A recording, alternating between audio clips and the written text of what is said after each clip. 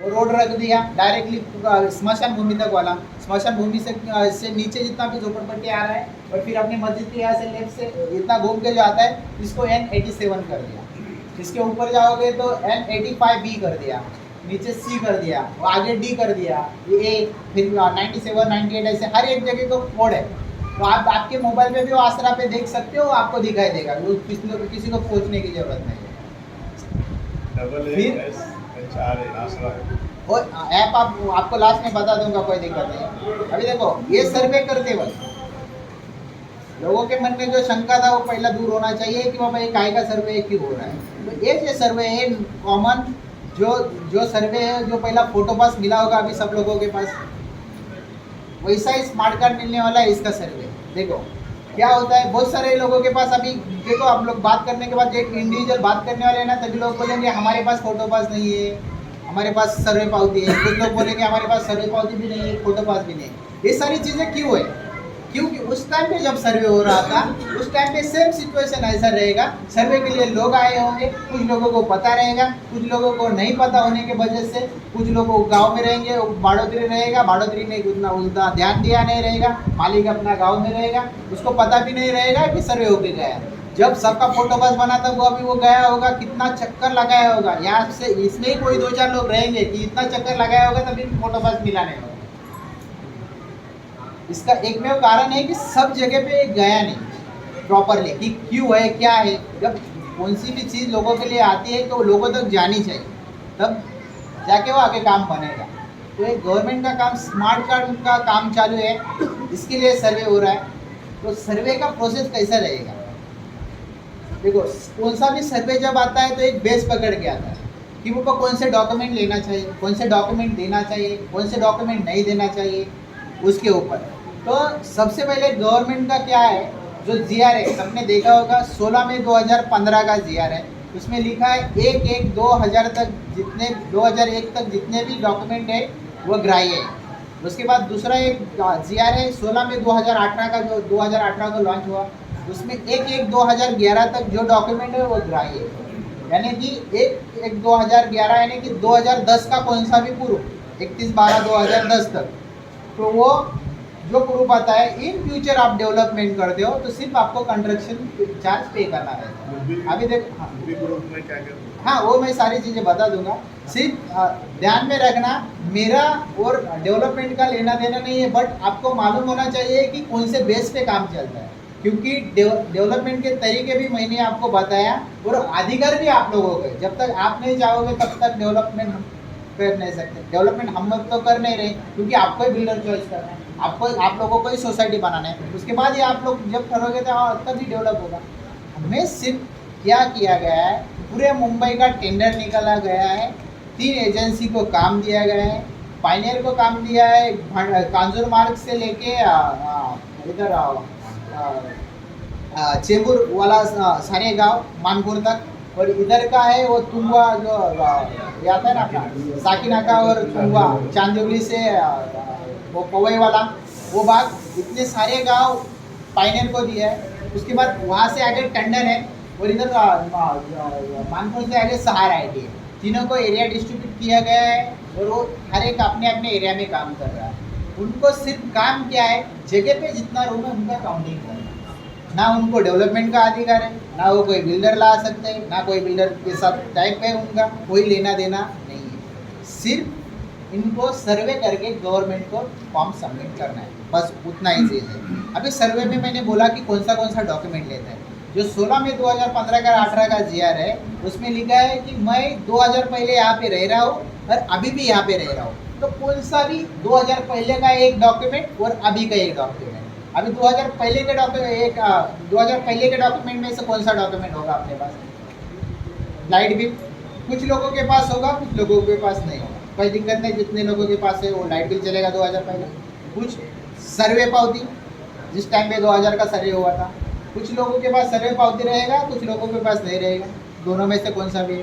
कुछ लोगों के पास फोटो पास रहेगा, तो वो दे देना। या तो अगर एक ही रूम है, सिंगल रूम है, तो उनका मतदार यादी का उतारा अगर आपका है तो आप दे सकते हो। अगर 2 रूम है तो इंडिविजुअल हर अलग दोनों का उतारा अलग है, तो आप वो दोनों का उतारा दे सकते हो। ठीक है। और अभी के लिए दिखाने के लिए अभी का लेटेस्ट वाला लाइट बिल देना है।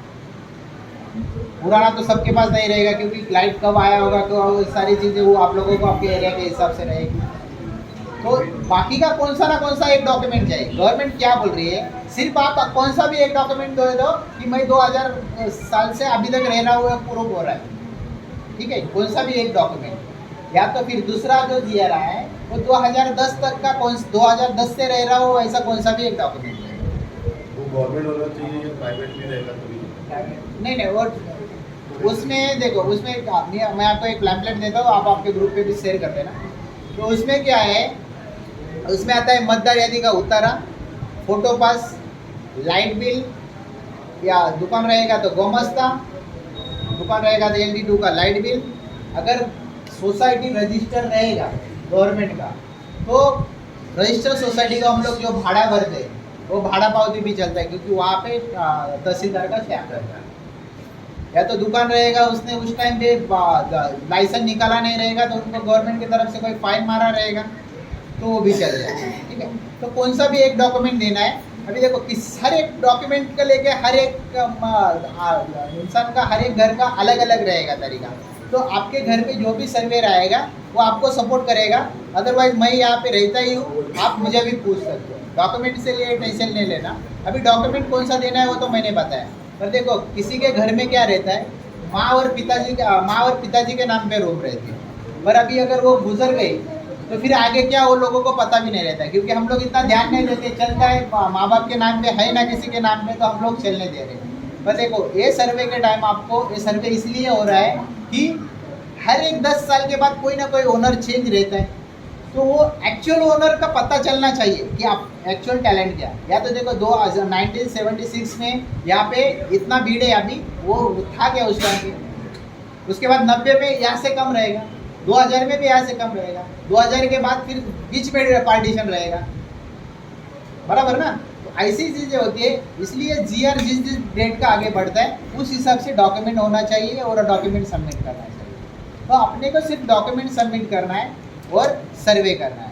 कभी हम लोग डॉक्यूमेंट के ऊपर आए थे, अगर माँ और पिताजी के नाम पे रूम है, अगर इन फ्यूचर वो अगर वो डेट है तो इन फ्यूचर किसके नाम पे रूम होना चाहिए, उनके जो बच्चे हैं उनका अधिकार रहता है। अगर सिर्फ हस्बैंड ऑफ है तो पूरा अधिकार उनके वाइफ का रहता है। अगर हस्बैंड वाइफ दोनों भी ऑफ है तो उनके बच्चों के नाम पे होना चाहिए। अभी बच्चों के नाम पे होना चाहिए, उस टाइम पे कैसा है, एक बच्चा है तो कोई दिक्कत नहीं आती, पर उनको अगर 3 लड़के तो फिर रूम का सवाल है, फिर तीनों में गलत फहमी है। तो तीनों में से कैसा है, एक माँ बाप का जितना भी प्रॉपर्टी है उस पर सबका हक होता है, जितने भी उनके लड़का या लड़की कोई भी रहेगा गवर्नमेंट के रूल के हिसाब से। तो आप लोगों के अंडरस्टैंडिंग में वो, हम लोग तो हमारा नहीं है तो उसमें कोई इंटरफेयर हम लोग नहीं कर सकते आपकी फैमिली में। सिर्फ हम लोग आपको सजेशन कर सकते हैं कि आपका जो भाई या बहन रहेगी उनको किसी के भी नाम पे एक के करना है या कि तीनों के नाम पे करना है और सर्वे के लिए एक को परमिशन देना है। यानी कि अगर 3 भाई है तो आप कौन से भी बड़े भाई से छोटे या बीच वाले किसके भी नाम से सर्वे कराओ, किसी के भी नाम पे लाइट बिल बनाओ, फिर ऐसा कागज़ बना लो कि वहाँ पे सारा क्लियरली लिंक दो किसी भी एडवोकेट के पास जाके कि सिर्फ ये गवर्नमेंट का जो सर्वे है वो करने का अधिकार हम लोग दे रहे हैं, मगर वो माँ बाप का प्रॉपर्टी है उसमें अधिकार हम सब सिर्फ सर्वे कर सकते हैं। बाकी प्रॉपर्टी में हम लोगों का तीनों भाई का सेम अधिकार रहेगा, तो वो हिसाब से आपको प्रॉपर्टी का NOC बना के देना पड़ेगा। हाँ, बना के देना पड़ेगा, वो एडवोकेट ही बना दे, हम भी नहीं और आप भी नहीं बना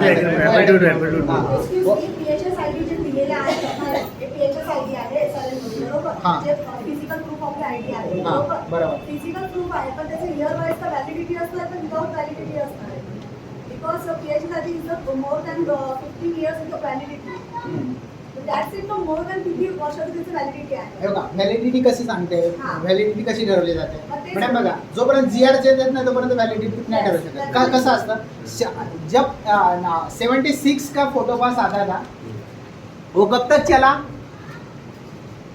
1990 तक, क्योंकि 90 में नया रिलीज होगा तो 90 का GR, हाँ तो 90 का जब GR आया कि 90 तक जो भी डॉक्यूमेंट रहेंगे वो पात्र रहेगा, तो 90 का जो फोटो पास था तो 90 का चालू होगा। अभी 2000 का जीआर आया है तो 2000 का जो फोटो पास है वो चालू है। अभी अगर 2016 का जीआर आया है तो ये स्मार्ट कार्ड पे चालू रहेगा। तो वैसा जब तक जीआर रहता है तब तक वो बता नहीं सकते वो तो बिकॉज कसं आपल्या PHS ID आहे राईट राईट राईट हा फक्त रूमचा सर्वे त्या इयरला झाला आहे त्यासाठीचा बाकी त्यासाठी बरोबर ठीक आहे। और अभी आपका डाऊट क्लिअर होगा शुक्र शनिवार तुम्ही इथे असणार ना? हो शनिवारी पण असतो इकडे या इकडे इथं नसतो कुठे एरियात असतो नंबर देऊन भेटणार तुम्हाला. हाँ नंबर देऊन ठीक है। और अभी दूसरा किसी के मन में कुछ शंका रहेगा तो एक एक बता दो फिर हम लोग अभी एक घर में 2 जन का है, उसको दरवाजा हाँ देखो लीजिए भाई। देखो आपका एक घर है 2 घर है मुझे कोई लेना देना नहीं है बॉस। मैं तो सिर्फ सर्वे करने के लिए आया हूँ किसी को नुकसान भी करने के लिए नहीं है। अगर मेरे से आपका काम नहीं होता है तो भी टेंशन लेने की जरूरत नहीं रहती है। ये नोटिस ऑलरेडी गवर्नमेंट का दिया हुआ है यहाँ पे जाके अपना हक का काम हम ले सकते हैं। अगर देखो हमें क्या बोला गया है हमें देखो हम तो एक थर्ड पार्टी है कि जो सक्षम प्राधिकारी के पास जो ताकत है वो हमारे पास नहीं है। हमें सिर्फ जगह पे जो है वो सारी चीज़ें उनको देना है कि एज इट इज ऐसा ऐसा है करके। अगर देखो कैसा रहता है ये बड़ा घर है हम 2 भाई है सॉरी अगर ये बड़ा घर हम लोगों ने क्या किया कि सब फैमिली साथ में रह रही है तो हम लोग क्या करते बीच में का पार्टीशन निकाल दे एक साइड में किचन करवा देते एक साइड में बेडरूम करते एक साइड में हॉल रखते तो सबको आसानी हो सारी चीज़ें देके।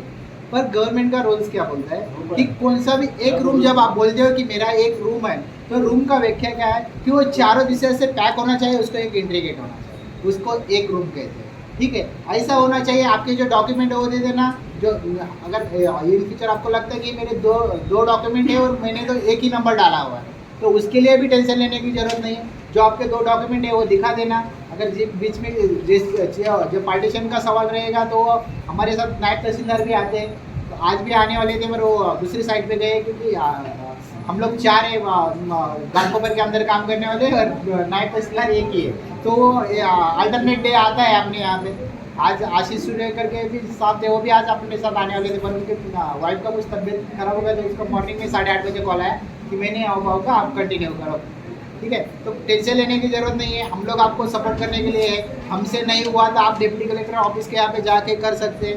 आपको जो भी प्रॉब्लम रहेगा तो आप वो हिसाब से काम कर सकते हैं। वैसे तो प्रॉब्लम नहीं करने में आता कधी येणार तुम्ही आमच्या घरी? आता चालू है ना सर तो पार्टीशन देखो मैं नहीं बोल सकता कि आप पार्टीशन मुझे से क्या है चारों साइड से अलग टैग होना चाहिए एक दरवाजा होना चाहिए उसके डॉक्यूमेंट अलग अलग होना चाहिए। डॉक्यूमेंट को मैंने बोला है कि 2000 पहले का कौन सा भी या तो अभी 2010 तक का दिया है।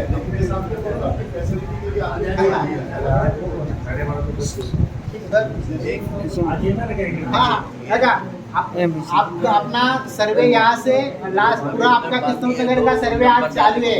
जितने भी लोग आज छुट्टी करके घर पे रुके वो लोग सर्वे करवा के ले लो। कल पर फिर से छुट्टी मत मारो। आज जिनका है जिनका डॉक्यूमेंट का इशू रहेगा जिनका ओनर नहीं रहेगा उनको बताएंगे या तो जिनका डॉक्यूमेंट का इशू रहेगा वो लड़के लोग आपके पास आएंगे तब उनको बता देना या तो फिर मैं इधर रहता हूँ मुझे बता देना फिर वो हिसाब से फिर आपका शेड्यूल लगाएंगे कब सर्वे करना। कितने दिन चलेगा?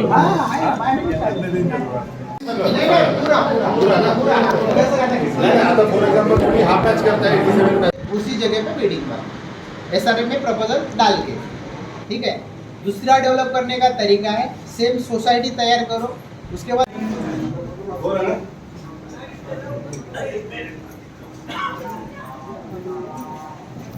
चालू करें। नाम है विवेक बोर्ड के डिपार्टमेंट है सक्षम प्राधिकारी नाम है विवेक बोर्ड के डिपार्टमेंट है सक्षम प्राधिकारी 8 पोस्ट है पर्यवेक्षक। यहाँ पे आने का एजेंडा ये 8-10 दिन पहले जो नोटिस लगाया था 10 तारीख को नोटिस लगाया था यानी कि 15 दिन होने को आया है उसके रिगार्डिंग आज हम लोग यहाँ पे आए इसलिए आए क्यों आए इसका सर्वसामान्य लोगों को फायदा क्या है नुकसान क्या है उसके ऊपर बात करेंगे। मैं सारे चीज़ आपके क्लियर करता हूँ उसके बाद आपके मन में जो भी डाउट रहेगा वो उसके पे बात करेंगे ठीक है। सबसे पहले नोटिस लगाया तो बहुत लोगों के दिल में ये आया होगा कि कोई ना कोई बिल्डर आया होगा या तो सोसाइटी ने लाया होगा या तो दूसरा कोई इधर का मेन पॉलिटिकल लीडर रहेगा, उसने लाया होगा।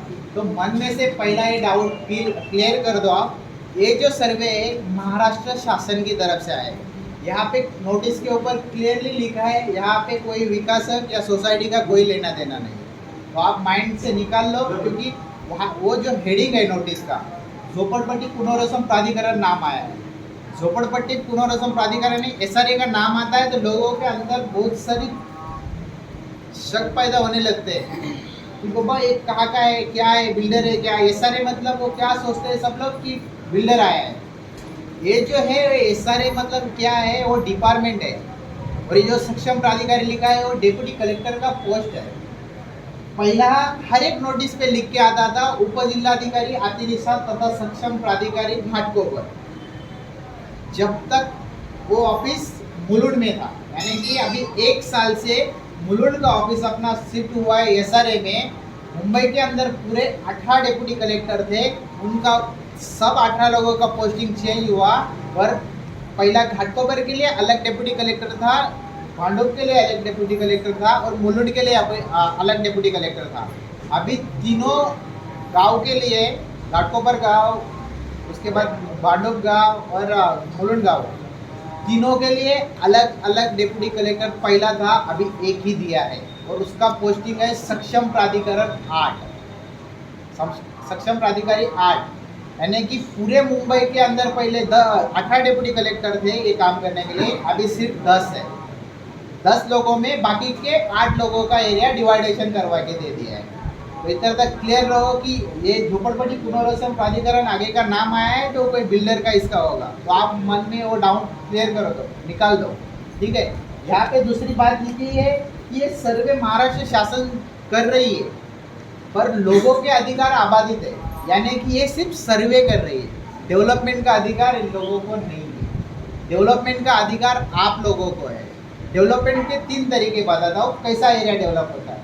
सबसे पहला डेवलपमेंट का तरीका रहता है हम खुद सोसाइटी बनाएं और खुद डेवलप करें, यानी पैसा भी खुद निकालें। जितने अगर आपके मेंबर्स अगर 100-150 लोग हैं सोसाइटी के, तो आप क्या करो, सोसाइटी तैयार करो, उसके बाद खुद ही पैसा जमा करके डेवलप करो। तीसरा ऑप्शन है आप गवर्नमेंट के माध्यम से एरिया डेवलप करो। कैसा करो, सोसाइटी तैयार करो, गवर्नमेंट को प्रपोजल सबमिट करो, फिर गवर्नमेंट का बिल्डर देगा, वो हिसाब से एरिया डेवलप होगा। ये मेरा काम नहीं है, डेवलपमेंट का मेरा दूर दूर तक संबंध नहीं है, पर आप लोगों को नॉलेज होना चाहिए कि कैसा होता है, इसके लिए बताया हुआ है। हमारा काम सिर्फ है गणना, यानी कि जितने रूम है उसका डिटेल गवर्नमेंट को देना, बस उतना ही काम हमारा है।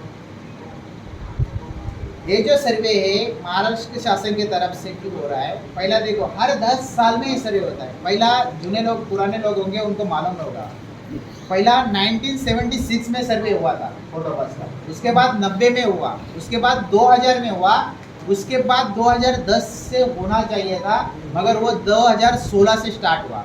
ये जो अभी हम लोग आज सर्वे कर रहे हैं वो पूरे मुंबई में 2016 से काम चल रहा है उसका। अपने यहाँ पे आते आते बहुत लेट हुआ है, आजू बाजू का परिसर बहुत सारा हो चुका है ऑलरेडी। अगर घाटकोपर की बात करें तो घाटकोपर में ज़्यादा से ज़्यादा 10 से 12% काम सिलक बचा होगा पूरे घाटकोपर में। पूरा घाटकोपर यानी कि डायरेक्ट रमाबाई से लेके पोवई तक, इधर कांजूर तक, तो सारा काम ऑलरेडी हो चुका है, सिर्फ अपना बचा हुआ है। अभी जो नोटिस निकला है वो डेप्यूटी कलेक्टर का नोटिस निकला है, तो डेप्यूटी कलेक्टर के अंडर कौन से अधिकार आते हैं, वो प्राइवेट लैंड रहता है उसके ऊपर डेप्यूटी कलेक्टर का अधिकार रहता है। उसके बाद जो गवर्नमेंट का लैंड, स्टेट गवर्नमेंट का लैंड है उसके ऊपर डेप्यूटी कलेक्टर का अधिकार रहता है।